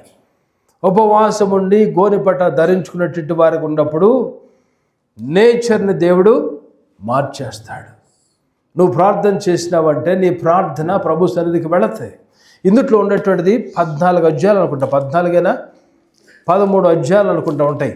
13 అధ్యాయాలు. 13 అధ్యాయాలు నెహెమియాలో 14 ప్లేసుల్లో నెహెమియా యొక్క ప్రార్థన చూస్తాం మనం. ప్రార్థన ప్రార్థన ప్రార్థన. ప్రిమిట్ వరరా మనం బయటికి వెళ్ళేటప్పుడు ప్రార్థన చేస్తాం, ఇంట్లోకి వచ్చేప్పుడు ప్రార్థన చేస్తాం, ప్రభువా కాపాడు, బయలుదేరి వెళ్తున్నాను మళ్ళీ వచ్చే వరకు. వీటితో సరిపోదు మన ప్రార్థన. ప్రతి విషయంలో నీ ప్రార్థన, ప్రతి దినము నీ ప్రార్థన అనేటువంటిది కావాలి. ఆ దేవుని సేవకుడు చెప్పినట్లు వాక్య ధ్యానము ఇంపార్టెంట్, ప్రార్థనా జీవితము చాలా ముఖ్యమైనటువంటిది. సహవాసాలు ఎస్టాబ్లిష్ అంటే దాని వెనకాల ఫౌండేషను ప్రార్థన, కన్నీటి ప్రార్థన. నీ కుటుంబము కూడా చెదరకుండా విలువలు కలిగేటువంటి కుటుంబముగా, దేవుని యొక్క కాపుదల్లో ఉండేటువంటి కుటుంబముగా, దేవుని యొక్క ఆశీర్వాదాలు కలిగేటువంటి కుటుంబముగా ఉండాలంటే ప్రార్థన, కన్నీరు ఫౌండేషన్గా ఉండాలి. కన్నీరు కార్చాలి. దుఃఖం అంటే కన్నీళ్ళు వస్తుంది కాదు. దుఃఖం అంటే విచారము, దుఃఖము, బాధ. అయ్యో ఈ వ్యక్తి ఇలా వెళ్ళిపోయినాడే, అయ్యో దేవుని ఎరిగినటువంటి వ్యక్తి మరలా ఇతర వ్యసనాలకు వెళ్ళిపోయినాడే, అయ్యో దేవుని బిడ్డగా జీవించేటువంటి యొక్క వ్యక్తి మళ్ళా త్రాగుడికి వెళ్ళిపోయినాడే. ఆ బాధ, దుఃఖము. నెహెమియా చేసేటువంటి పని అదే. దుఃఖము కలిగేటువంటి వాడికి ఏం చేశాడు? ఆకాశమందలి కొన్ని దినములు దుఃఖముతో ఉపవాసం ఉండి ఆకాశమందలి దేవుని ఎదుటి విజ్ఞాపన చేసినాడు. కూర్చున్నటువంటి వాడుగా ఉన్నాడు, ఏడ్చిన వాడుగా ఉన్నాడు, దుఃఖముతో ఉండేటువంటి వాడుగా ఉన్నాడు, ఉపవాసంతో ఉండేటువంటి వాడుగా ఉన్నాడు, విజ్ఞాపనలు చేసేటువంటి వాడుగా ఉన్నాడు. విజ్ఞాపన ప్రార్థన కొత్త నిబంధనలు చూస్తాం కదా. అన్ని సమయములలో ఒకసారి లేదు, పొద్దున్న లేచి ప్రార్థనలా అన్ని సమయములలో ప్రార్థనా విజ్ఞాపనలు చేయాలి. ప్రార్థన చేసుకునేటువంటి వారిగా ఉండాలి. టైం వచ్చినప్పుడల్లా మనం ఫోన్ పట్టుకుంటాం, టైం వచ్చినప్పుడల్లా టీవీలు పెడతాం, టైం వచ్చినప్పుడల్లా ఫ్రెండ్స్తో మాట్లాడతాం, టైం వచ్చినప్పుడు ఇంకోటి చేస్తాం. ఇది కాదు కావాలంటే గబుక్కున వెళ్తాం, కూర్చుంటాం. ప్రభుతో గడపాలి, మోకాళ్ళు వేయాలి, కూర్చోవాలి, కింద కూర్చుని ప్రభుత్వంలో కనిపెట్టినప్పుడు దేవుని యొక్క కార్యములు జరుగుతాయి. నీ కుటుంబంలో, నీ గృహంలో దేవుని యొక్క కార్యములు జరగట్లేదంటే ప్రార్థన తగ్గుతుందేమో, పరిశుద్ధత తగ్గిందేమో, మొరపెట్టేటువంటి విధానం తగ్గిందేమో, ఏక మనసు తగ్గిందేమో, ఉపవాసాలు తగ్గినాయేమో. దేవుని యొక్క ఆశ్చర్య కార్యాలు జరిగించేటువంటి దేవుడు. నెహెమియాకు వచ్చింది ఆశ, దేవుని యొక్క పని చేయాలి. అయ్యో యూదులు ఎట్టేటి వారు, ఇశ్రాయేలు పెట్టేటి వారు, దేవుని చేత ఏర్పరచబడేటువంటి జనాంగము, అయ్యో ఈ ప్రజలెట్టేటి వారు శ్రమను అనుభవిస్తున్నారా? క్రైస్తవ సమాజము, సహవాసం ఎంతమంది బాధలు అనుభవిస్తున్నటువంటి వారుగా ఉన్నారు. ప్రియమైన వారా, మనం ఎప్పుడైనా దుఃఖముతో ఉపవాసం ప్రార్థన చేసినావా? గ్రహించండి ప్రియమైన వారా, మనం ప్రార్థన చేయాలి. నీ ప్రార్థన అది కంచిగా ఇతరులకు ఉంటుంది. నెహెమియా అలా ప్రార్థన చేసినాడు. 14 సార్లు మొరపెట్టేటి వాడుగా ఉన్నాడు. అపోజిషన్ వచ్చింది, కట్టడం స్టార్ట్ చేసినాడు. రాజు దగ్గరికి వెళ్ళినప్పుడు ప్రార్థన చేసినాడు. రాజు సమకూర్పు అనేటువంటిది ఇచ్చినాడు. అది వెళ్ళినాడు, అది పట్టుకుని మొత్తం అంతా కూడా ఒక రౌండ్ వేసేసినాడు. పడిపోయినటువంటి ఎరుసలేము లోనకి వెళ్ళి ఒక రౌండ్ వేసినాడు. రౌండ్ వేసిన తర్వాత తనకు అర్థమైంది ఎక్కడెక్కడ ఏమేమి డ్యామేజ్ అని. అక్కడ ఉన్నటువంటి ప్రజలు వారిని ఎంకరేజ్ చేసినాడు. నా వల్ల కాదు, నేను ఒక్కడనే చేయలేను కదా. డబ్బు ఉంది, రాజు యొక్క సహకారం ఉంది, కానీ ప్రజల యొక్క ఇన్వాల్వ్మెంట్ కావాలి. యూదులు వారు రావాలి, దేవుని రాజ్యం కట్టాలి, పడిపోయేటువంటి ప్రాకారాలు కట్టాలి. ఒక నెహెమియా వల్ల అంత కూడా అయ్యేటువంటిది కాదు. అక్కడ నెహెమియాను దేవుడు వాడుకున్నాడు. దేవుడు ఈ ప్రాంతానికి నన్ను తీసుకొచ్చినారు. మేము వచ్చిన కొన్ని సంవత్సరాల క్రితం మనందరం ఒక కుటుంబముగా మనం అయినాం. మనం చేయనటువంటిది ఏంటంటే కలిసి పనిచేసేటటువంటి వారిగా మనం ఉండాలి. ఎంకరేజ్మెంట్ చేసినప్పుడు వచ్చేవారుగా మీరు ఉండాలి. ప్రార్థనలకు రావాలి. దేవుని యొక్క పరిచర్యలో మనందరం ఇన్వాల్వ్మెంట్ అనేటువంటిది ఉండాలి. అప్పుడు దేవుని యొక్క పరిచర్య అనేటువంటిది జరుగుతుంది. ప్రియమైన వాళ్ళరా, అపోజిషన్ ఉంటుంది. ఎక్కడ చూసినా అపోజిషన్ ఉంటుంది. ఎక్కడ దేవుని యొక్క పని జరుగుద్దో అక్కడ అపోజిషన్ వస్తూ ఉంటుంది. సైతానుడు వస్తాడు, ఎప్పుడు కూడా అటాక్ చేసి దేవుని పని చేస్తుంటే సైతానుడు వస్తూ ఉంటాడు. But he is never equivalent to God. అదొకటి గమనించండి. సైతానుడు దేవునికి అపోజిషన్లో వస్తాడు, కానీ he is not at all equivalent to God. సైతాన్ is one of the created, దేవుడి చేత క్రియేట్ అయినటువంటి ఒక బీయింగ్ అతను. అంతే, సృష్టిలో ఒక భాగము. అంతేగాని సైతానుడు he is never be equivalent to God. సైతానుడు దేవునితో సమానుడు కాదు. దేవునికి ఆపోజిట్ అనగానే సైతానుడు అనుకుంటాం మనం, వాడేదో చేసేస్తాడు అనుకుంటాం. సృష్టిలో దేవుని యొక్క సృష్టి దేవుడు చేసినప్పుడు దూతలను చేసినాడు. మైకేల్ ఏంజల్, గాబ్రియల్ ఏంజల్, ఈ ఏంజలిక్ బీయింగ్స్ని దేవుడు చేసినప్పుడు ఆళ్ళల్లోనే ఈ యొక్క లూసిఫర్ అటువంటి ఏంజలిక్ బీయింగ్ కూడా దేవుడు చేసినాడు. దేవుడు ఆ యొక్క ఏంజలిక్ బీయింగ్కి ఇచ్చినటువంటి అసైన్మెంట్ ఏంటంటే మ్యూజిక్. ఆ మ్యూజిక్ చేయాలి దేవుని యొక్క సన్నిధిలో. పరలోకంలో చూస్తాం కదా, ప్రకటన గ్రంథంలో 24/7 ఏముంటుంది అక్కడ? పరిశుద్ధుడు పరిశుద్ధుడు పరిశుద్ధుడు అని గాన ప్రతికారములు జరుగుతూ ఉంటాయి. ఇది అన్ ఇన్బిల్ట్ మ్యూజిషియన్ అనమాట. ఇలా అనగానే తనలో మ్యూజిక్ వచ్చేస్తూ ఉంటుంది. రకరకాలుగా అందంగా దేవుడు ఈ యొక్క ఏంజలిక్ బీయింగ్ను దేవుడు చేసినాడు. ఎప్పుడైతే అందం అనేటువంటిది వచ్చిందో, అందముగా నేనున్నాను, నేను బాగా ప్లే చేస్తున్నాను.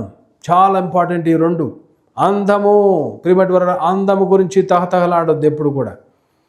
అందము గురించి డబ్బులు ఖర్చు పెడతారు. దేవుడు నేను ఎలా చేశాడు అంటే, దేవునికి నువ్వు ఇష్టం, ఎలా ఉన్నావో అలాగ దేవుడు నిన్ను ఇష్టపడుతున్నాడు. ఇలా కాకుండా మరో రకంగా ఉండాలంటే దేవుడు నిన్ను ఆ రకంగా చేసేవాడు. నువ్వు ఎలాగున్నావో అది దేవునికి ఇష్టమైనటువంటి రూపం. అది at the same time music కూడా చాలా ఇంపార్టెంట్. ఈ మ్యూజిక్తో చాలామంది అటు ఇటు అయిపోతూ ఉంటారు. క్రిస్టియన్ మ్యూజిక్లో కూడా చాలామంది అటు ఇటు అయిపోతున్నారు, దేవునికి దూరస్తులు అయిపోతున్నారు. ఈ మ్యూజిక్ విషయంలో కూడా లోకపరమైనటువంటి మ్యూజిక్స్ మనం ఎంటర్టైన్ చేయకూడదు. సటానిక్ మ్యూజిక్, సటానిక్ చర్చెస్ వచ్చేసినాయి, లోకానుసారటువంటి చర్చెస్ వచ్చేసినాయి. సటానిక్ చర్చెస్ బైబిల్ చించేస్తున్నారు, సైతాన్ని వర్షిప్ చేస్తున్నారు. జీసస్ అంటున్నారు, మళ్ళీ సైతాన్ని వర్షిప్ చేస్తున్నారు. అక్కడ సైతాను అనేక కోణంలో వాడి టైం అయిపోతుంది కాబట్టి అనేక రీతులుగా వాడు రెచ్చిపోతున్నాడు. బట్ దేవునితో ఎట్టి పరిస్థితుల్లో సమానుడు కానే కాదు. వాడు దేవుని సృష్టిలో ఒక భాగం అంతే. ఇప్పుడు మైకేల్, గాబ్రియల్, అనేకమైనటువంటి ఏంజలిక్ బీయింగ్స్ ఉన్నాయి. ప్రతి విశ్వాసికి దేవుడు 2 ఏంజల్స్ని అసైన్ చేసినారు. నీ కుడి పక్కన 1000 మంది పడినను, 1000 మంది పడినను కూలినను అపాయముని యుద్ధకు రాదు. దేవుని యొక్క దూతలు నీ పక్షాన కాపుదలిస్తున్నారు. దేవుడు నీ మార్గములన్నిటిలో దూతలకు ఆజ్ఞాపించును. నీ కాలుకు పాదములకు రాయి తగలకుండా తమ చేతుల మీద నిన్ను, నీ టాలెంట్ని బట్టి నువ్వు యాక్సిడెంట్ మిస్ అవ్వలా, నీ టాలెంట్ని బట్టి నీకు ఇంకోటి రాలా. దేవుడు తన దూతలను ఆజ్ఞాపించినాడు. నువ్వు చేయవలసినటువంటిది ఏంటంటే విశ్వాసిగా ఇంకా దేవునికి ఇష్టడిగా నువ్వు ఉండాలి. అబ్బా, చిన్నప్పటి నుంచి డ్రైవ్ చేశారని అలా తప్పించబడ్డానని అనుకుంటాం. No, never, not at all. దేవుని యొక్క దూతలు ఆ టైంలో ఆ స్టీరింగ్ని అలా తిప్పినాయి. దేవుని యొక్క దూతలు ఆ టైంలో అవతల నీ మీదకి వచ్చే వెహికల్ అలా డైవర్ట్ చేసినాయి. కాబట్టి సైతానుడు ఎప్పుడు కూడా దేవునితో సమానుడు. వాడు ఇంకొక రూపంలో మనల్ని డిస్టర్బ్ చేయాలని, పాడు చేయాలని చూస్తూ ఉంటాడు. కానీ మనలో ఉండేటువంటి వాడు లోకంలో ఉండేటువంటి వాడు కంటే గొప్పవాడు. సృష్టికర్త నీ జీవితంలో ఉన్నారు. సృష్టిని చేసేటువంటి యేసయ్య నువ్వు రిసీవ్ చేసుకున్నప్పుడు ఆయన నీ హృదయంలో ఉంటారు, నా హృదయంలో ఉంటారు. మనతో పాటు ఉండేటువంటి దేవుడు ఆయన. నీ హృదయంలో నువ్వు స్థానం ఇచ్చినట్లయితే నీతో పాటు ఒక మైక్రోసాఫ్ట్ ఓనర్ ఎవరైనా, బిల్ గేట్స్ కానీ, లేకపోతే వారన్ బఫెట్ కానీ, లేకపోతే మోడీ కానీ, లేకపోతే ట్రంప్ అనేటువంటి వాళ్ళు మన ఇంటికి వచ్చారంటే అబ్బా ఎన్నో చెప్పుకుంటాం మనం. అరే, వాళ్ళని చేసేటటువంటి వాడు అవునుగాక అవునుగాక అవునుగాక అన్నప్పుడు సృష్టి అంతా అయిపోయినటువంటి ఆయన నీతో పాటు నువ్వు హృదయం అనేటువంటి తలుపు దగ్గర ఆయన వచ్చి తట్టినప్పుడు, నీ హృదయాన్ని నువ్వు తెరిచినప్పుడు నేను నీతో పాటు ఉంటాను, నీతో పాటు నివాసం చేస్తాను, నీ హృదయంలో ఉంటాను. అని ఆయన మనతో అన్నప్పుడు నువ్వు తెరిచినావు, నీ హృదయంలోకి ఆయన వచ్చినారు, నీతో పాటు ఆయన ఉన్నారు. వారెన్ బఫెట్ కంటే గొప్పవాడు, వాళ్ళందరి మించినటువంటి వాళ్ళందరికీ కలిపినా సరే వాళ్ళ జీవితాలు ఎంతలా ఉంటాయి అంతలా అయిపోతాయి. కానీ మనం ఆరాధించి నీతో పాటు నీ హృదయంలో ఉండేటువంటి వాడు మాత్రము ఆయనకు చావు అనేటువంటిది లేదు. యుగ యుగములకు ఆయన సజుడైనటువంటి దేవుడు. ఆయన నీ జీవితంలో ఉన్నాడు. నువ్వు దేనికి భయపడాల్సిన అవసరము, నీవు దేవుని పనిలో అడుగులు వేయాలి. ప్రియమైన వాళ్ళారా, దేవుని యొక్క రాజ్యాన్ని కట్టేవారిగా ఉండాలి. దానికి కావాల్సినది ఏంటంటే ప్రార్థన. ప్రార్థన అనేటువంటిది చాలా ముఖ్యమైనటువంటిది. ప్రార్థన లేకపోయినట్లయితే ప్రియమైన వాళ్ళారా, మన యొక్క కట్టబడినటువంటి ప్రాకారాలు పడిపోతాయి, కాపుదల ఉండదు. సైతానుడు ఇంకొక కొడవలో వస్తూ ఉంటాడు. వాడు లోకంలో వారి గురించి రాడు, పూర్తిగా పడిపోయినటువంటి వాళ్ళ గురించి రాడు. వాళ్ళందరూ కూడా సంసోను వలె గిరిల యొక్క తొడ మీద ఎలా పడుకున్నాడో అలాగిన వాడి తొడ మీద పడుకున్నారు. కానీ నువ్వు లేచొచ్చావు కాబట్టి నిన్నే పట్టుకోవాలని చూస్తాడు. అయినా నువ్వు భయపడాల్సిన అవసరం లేదు. ఎందుకు? నీలో ఉన్నటువంటి ఆ యేసు ప్రభువారిని నువ్వు ఎప్పుడు కూడా నీ హృదయంలో కాపాడుకున్నట్లయితే ఆయన నీతో పాటే నాతో పాటు ఉండాలి. అయ్యా నాతో పాటు ఉండు, నా జీవితంలో ఉండు, మీరుగా నన్ను నడిపించండి. ఆయనలో మనం అడుగులు వేసినట్లయితే, ఆయనతో పాటే మనం జీవించినట్లయితే మనం దేనికి భయపడాల్సిన అవసరమో. నీ జీవితంలో ప్రార్థనా జీవితం కావాలి. దేవుడు నిన్ను కూడా బలపరుస్తాడు. ప్రార్థన లేకపోతే ప్రియమైన వాళ్ళారా మనం ఏం చేయలేము. ప్రార్థన అనేటువంటిది కన్నీటి ప్రార్థన, ఉపవాస ప్రార్థన, ఆన్లైన్ ప్రార్థన, బుధవార ప్రార్థన, కుటుంబంలో ప్రార్థన. ఇవి లేకపోయినట్లయితే ప్రార్థన నిర్లక్ష్యం చేసినావంటే నీ జీవితంలో నిర్లక్ష్యం చేస్తున్నావంటే నీ జీవితంలో ఒక లోకం వచ్చేసింది. లోకానికి నువ్వు ఎక్కువ ప్రయారిటీ ఇచ్చేస్తున్నావు దేవుని కంటే. అందుకనే నీ జీవితంలో ప్రార్థనాత్మను కోల్పోతున్నావు. చాలామంది చెప్పేటువంటిది ఏంటంటే ప్రార్థన చేయలేకపోతున్నాను, మొరపెట్టలేకపోతున్నాను, 5 నిమిషాల కంటే ఎక్కువ ప్రార్థన చేయలేకపోతున్నాను. ప్రభు సన్నిధిలో కూర్చోండి, రిపెంట్ అవ్వండి, పశ్చాత్తాపడండి.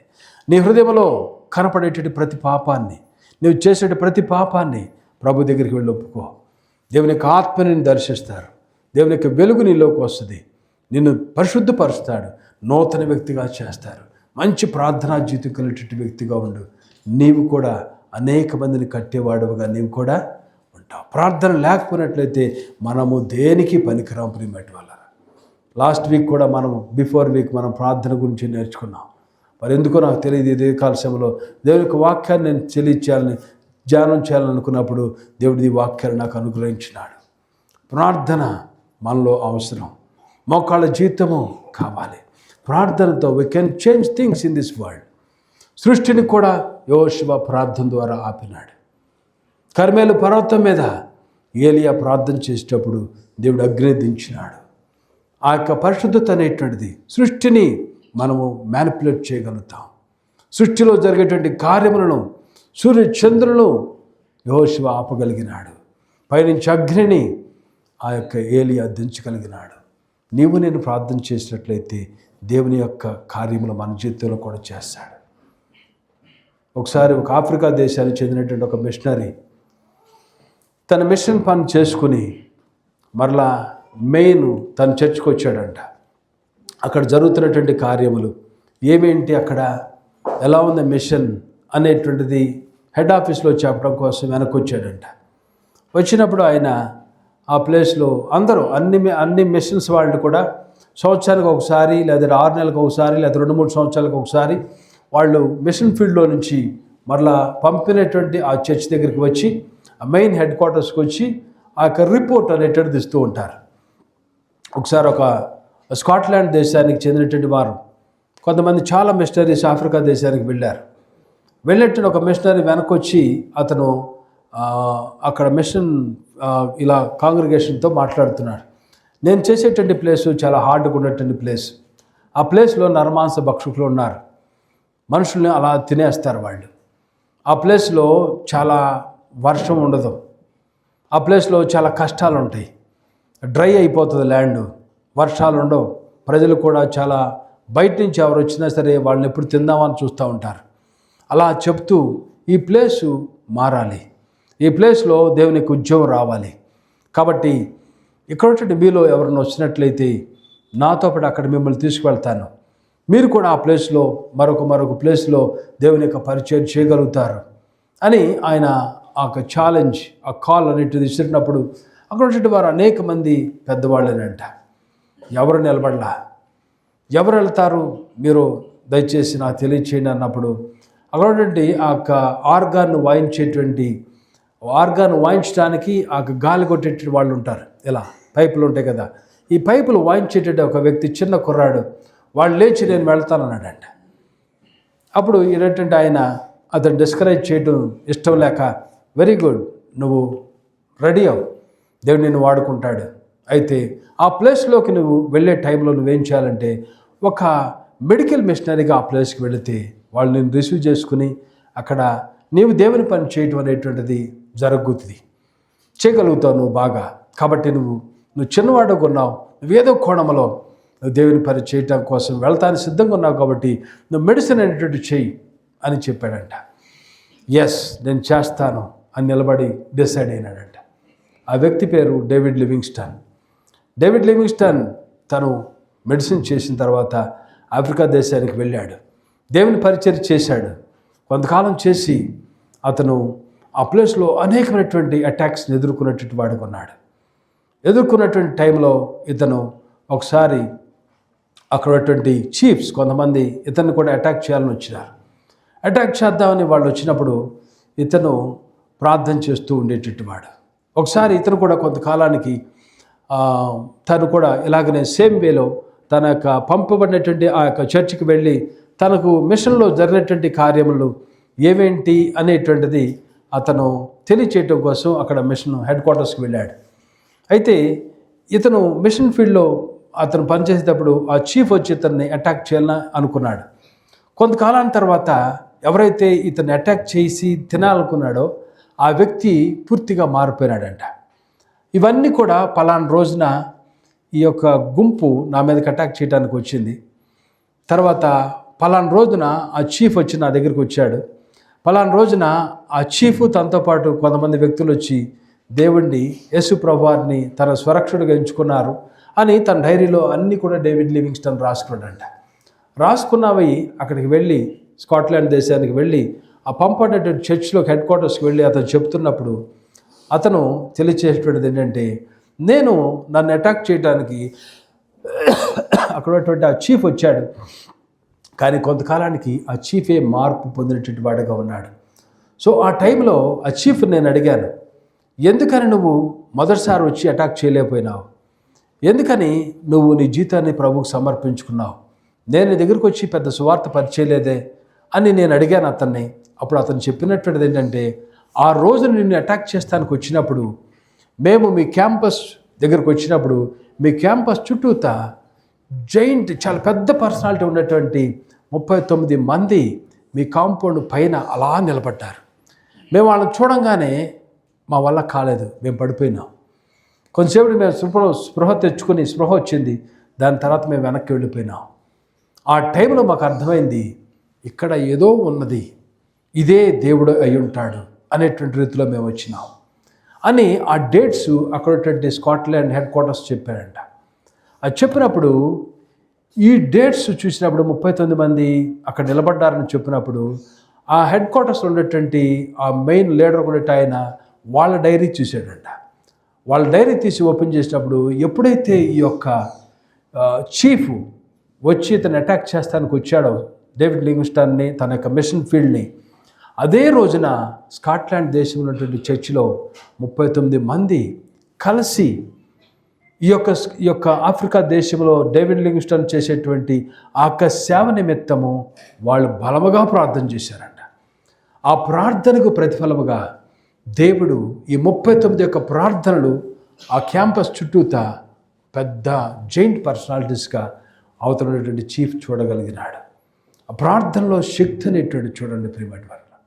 మనం కొన్నిసార్లు అనుకుంటూ ఉంటాం, నాకేం పర్లేదు కదా, నాకు ఉద్యోగం వచ్చేసింది, పిల్లలు పుట్టేశారు, చక్కగా ఉన్నాను, ఆల్ నైట్ ప్రార్థనకు రాకపోయినా పర్లేదు, ఇవాళ నేను ఫలానా ప్లేస్కి వెళ్దాం, ఇవాళ నేను ఎంటర్టైన్మెంట్కి వెళ్దాం, లేదంటే ఇవాళ నేను ఇంకో చోటకి వెళ్దాం. గమనించండి, మీరు ఒకవేళ మీ జీవితంలో ఒకవేళ క్లిష్టమైనటువంటి సిచ్యువేషన్కి, ఎవరి వల్ల కానటువంటి సిచ్యువేషన్కి మీరు వెళ్ళినప్పుడు మీకు నిలబడేటువంటిది ప్రార్థన, సంఘం యొక్క ప్రార్థన. మీరు గనక ఇన్వాల్వ్ అయినట్లయితే మీ పక్షాన్ని కూడా ప్రార్థన చేస్తాం, లేకపోయినా చేస్తారు, కానీ మీ యొక్క ఇన్వాల్వ్మెంట్ అనేటువంటిది కూడా కనపడుతుంది. చాలాసార్లు మన జీవితంలో నెగ్లిజెన్స్ అనేటువంటిది చాలా ఎక్కువైపోతుంది. ప్రార్థన నెగ్లెక్ట్ చేస్తాం, ఉద్యోగాలు నెగ్లెక్ట్ చేయం, ఎందుకంటే బాగుపోద్ది. ఎందుకంటే కార్లకు ఈఎంఐలు కట్టలేము, ఇళ్ళకి ఈఎంఐలు కట్టలేము. అది ఇచ్చేటంటే ఎవరు ఆయన దగ్గరికి వచ్చేటువంటి దాన్ని నెగ్లెక్ట్ చేస్తాం. మనం ఆ అండర్స్టాండింగ్లోకి లాట్లా మనం దేవుని సన్నిధికి వచ్చేట దానిలో నెగ్లిజెన్స్, దేవుని సన్నిధిలో కూర్చొని ప్రార్థన చేస్తాను నెగ్లిజెన్స్. ప్రిమిట్ వల్ల గమనించండి, ఒకవేళ భయంకరటువంటి సిచ్యువేషన్లకు మనం వెళ్ళినప్పుడు ఈ ప్రార్థనే నీకు కవచంగా నిలబడుతుంది. నీవు నిలబడి ప్రార్థన చేస్తే, ప్రార్థనకు వచ్చి కూడా కొంతమంది నెగ్లిజెన్స్గా ఉంటారు. అలా ఉండకూడదు. మనం ప్రార్థన అనేటువంటిది ఆ 39 మంది స్కాట్లాండ్ దేశంలో చేసేటువంటి ప్రార్థనకు ప్రతిఫలముగా ఒక గుంపంతా కూడా నరమాంస భక్షకులు అందరూ కూడా మారిపోయినారు. నీవు కూడా అలాంటి ప్రార్థన చేసినట్లయితే, ఆన్లైన్ ప్రార్థనలో, ఉపవాస ప్రార్థనలో నీ యొక్క ఆత్మ నీవు కూడా కలిసి, నీ కుటుంబం కూడా కలిసి నీవు కూడా ప్రార్థన చేసినట్లయితే దేవుని యొక్క గొప్ప కార్యాలన్నిటిని మనం చూడగలుగుతాం. లేకపోయినట్లయితే ప్రిమేట్ వల్ల మనం ఆపదలోకి వెళ్ళినప్పుడు దేవుని యొక్క సహాయాన్ని మనం ఆర్జించాలి. ఎక్కడొస్తుంది నీకు? భక్తుడు అంటాడు, కొండల తట్టున నా కళ్ళెచ్చున్నాను, నా సహాయము ఎక్కడి నుంచి వచ్చినా యెహోవా యొద్ద నుండే కదా. ఆయన నుంచి నీకు సహాయం రావాలంటే నీవు కూడా సంఘంలో ఒక సభ్యుడుగా, ఒక ప్రార్థనాపరుడుగా అందరిలో కలిసి మన యొక్క ప్రార్థనలను ఇన్వాల్వ్ అయ్యి ప్రార్థన గుంపుగా మనం అయినట్లయితే దేవుని యొక్క గొప్ప కార్యాలు మనం చూడగలుగుతాం. పర్వాలేదు అనుకున్నట్లయితే మరి నీ ఇష్టం, ఐ కెనాట్ డూ ఎనీథింగ్, నేను ఉంటాను ప్రభువా, నేను కూడా ఒక నెహెమ్యాలో ఉంటాను ప్రభువా, నేను కూడా ఒక ప్రార్థనా పరుడుగా ఉంటాను ప్రభువా, నేను కూడా పడిపోయినటువంటి ప్రాకారాలు నిర్మిస్తాను ప్రభువా, కూలిపోయినటువంటి వ్యక్తులను మళ్ళీ నిర్మిస్తాను ప్రభువా, జారిపోయినటువంటి వారిని నేను బలపరుస్తాను ప్రభువా, నా ప్రార్థన జీవితం కావాలి ప్రభువా అని నువ్వు అనుకున్నట్లయితే ఒకసారి ప్రార్థన చేద్దాం. మనం కూడా కళ్ళు మూసుకుందాం, ఒక 2 నిమిషాలు ప్రభుతో చెప్దాం. ప్రభువా, నేను ఉన్నాను ప్రభువా, నేను నీ కొరకు బ్రతుకుతాను ప్రభువా, నాకు ఉద్యోగం ఇచ్చారు ప్రభువా, పిల్లలు ఇచ్చారు ప్రభువా, అంత ఇచ్చారు ప్రభువా, ఆస్తి ఇచ్చారు ప్రభువా, వ్యాపారం ఇచ్చారు ప్రభువా. దేవా, మీరు ఇచ్చిన కొలది, మీరు దీవించిన కొలది నేను వెనక్కి వెళ్ళిపోతున్నాను ప్రభువా, నీకు దూరస్తుని అయిపోతున్నాను ప్రభువా, నెగ్లిజెన్స్ వచ్చేసింది ప్రభువా, సోమరితనం వచ్చేసింది ప్రభువా, దయచేసి నన్ను మీరు క్షమించరా. దేవా, నేనున్నాను ప్రభా, నెహెమ్యా వలె నన్ను మీరు బలపరచురా, నీ కొరకు నేను వాడబడతాను ప్రభా, మీ రాజ్యాన్ని నేను కూడా కడతాను, సంఘం యొక్క ప్రతి ఒక్క విషయంలో, ప్రతి ఒక్క క్రమంలో నేను కూడా ఇన్వాల్వ్ అవుతాను ప్రభా, ప్రతి ప్రార్థనలో, ఆన్లైన్ ప్రార్థనలో, సంఘం యొక్క కార్యములన్నింటిలో కూడా నేను కూడా ఇన్వాల్వ్ అవి నేను కూడా నీ రాజ్యాన్ని కడతాను ప్రభా అన్నట్లయితే ప్రిమట్ వరరా నీ నోరు తెరిచి ఒక్కసారి ప్రభుతో చెప్పు, ప్రభా నేనున్నాను, నేను బలపడతాను, నీ కొరకు వాడబడతాను ప్రభా, నెహెమ్యా వలె నేను కూడా నీ కొరకు జీవిస్తాను ప్రభా, మీ రాజ్యాన్ని కడతాను ప్రభా. నెహెమ్యా అపోజిషన్ వచ్చినా ఎలా ఎంకరేజ్ చేసి ప్రార్థనతో, ఉపవాసముతో, విజ్ఞాపనతో, కన్నీటితో, దుఃఖముతో ఎలా ప్రార్థన చేసినాడో నేను కూడా అలా నిలబడతాను, అలా నన్ను చేయరా ప్రభా అని ఒక చిన్న ప్రార్థన చేసుకుందాం. సర్వశక్తిమంతుడా మీకు వందనాలు చెల్లిస్తున్నాం. ఈ యొక్క మధ్యగాన సమయంలో ప్రభా మీ వాక్యముక నీకు వందనాలు. దేవా, నెహెమ్యా విషయంలో దేవా మీరు ఇచ్చిన హెచ్చరికలు బట్టి నీకు వందనాలు. దేవా, తన ఉద్యోగం చేసుకుంటూ కూడా ప్రభా ఎలా నీ పని చేసినాడు ప్రభా. దేవా, చరిత్రలో నిలబడేటట్టువాడుగా ఉన్నాడు కదా నెహెమ్యా. నాయన ఎంతోమంది ప్రభా వచ్చినారు, కానీ ఎవరు కూడా ప్రాకారాలు, పడిపోయినటువంటి ప్రాకారాలు కట్టలేదు ప్రభా. అలాగనే కాల్పెట్టేటి వాటిని మరలా నిర్మించలేదు ప్రభా. దేవా, నెహెమ్యాను మీరు లేపినారు ప్రభా, లేవనెత్తినారు, యెరుబ్బయలు మీరు లేవనెత్తినారు, అలాగనే ఎజ్రాను మీరు బలపరిచినారు, అలాగనే 3వ వ్యక్తిగా నెహెమ్యాను మీరు వాడుకున్నారు కదా. దేవా, ఇక్కడ ఈ బిడ్డలు కూడా తమ్ముళ్ళు, చెల్లెలు మీరు జ్ఞాపకం చేసుకోనండి, వీరిని మీరు బలపరచండి ప్రభా.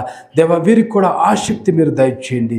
దేవా, మేమునున్నాను ప్రభా, నా కుటుంబం ఉన్నది ప్రభా, నా యవ్వన జీవితం నీకు అర్పిస్తాను ప్రభా అని ఈ బిడ్డలు కూడా నీ దగ్గరకు వచ్చి సమర్పించుకుని ప్రభా నీ పరిచర్య, మీ రాజ్యం కడతానికి వీరందరినీ కూడా మీరు బలపరచండి. ఈ బెంగళూరులో ప్రభా మేము ఒక విలువలు కలిగినటువంటి శ్రేష్టమైనటువంటి వాక్యముతో నడిచేటువంటి సంఘముగా, మీ విలువలతో అడుగులు వేసేటువంటి సంఘముగా, ఆజ్ఞలను కట్టడలను నీతిని న్యాయమును కలిగేటువంటి సంఘముగా మేము జీవించుటకు మీరుగా సహాయం చేయండి. మీ ఆత్మతో మమ్మల్ని మీరు బలపరచమని యేసుక్రీస్తుని అడుగుచున్నాము తండ్రి.